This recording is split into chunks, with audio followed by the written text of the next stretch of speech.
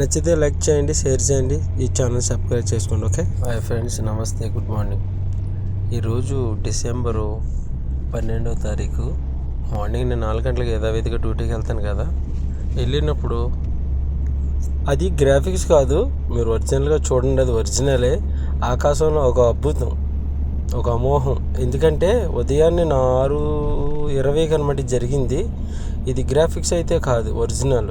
ఆకాశంలో మంటల కింద, ఒక పొగ కింద చాలా అంటే చాలా భయంకరంగా ఉందన్నమాట. పొద్దున్న ఎయిర్పోర్ట్ రూట్లో వెళ్తుంటే తీసిన వీడియో ఇది. రిటర్న్ వచ్చినప్పుడు తీసిన వీడియో అనమాట. అది లేకపోతే నేను అనుకోకుండా తీసిన వీడియో కాదు, కావాలని తీసిన వీడియో కాదు, అనుకోకుండా తీసిన వీడియో.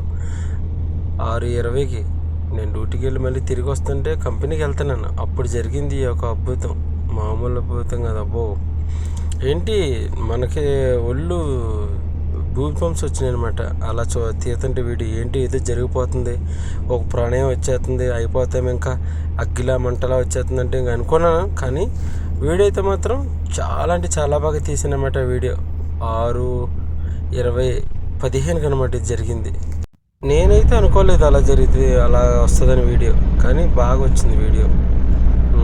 కానీ పొద్దున మట్లు ఎవరు బళ్ళు ఉండవు కాబట్టి ఆ వీడియో థియేటర్కి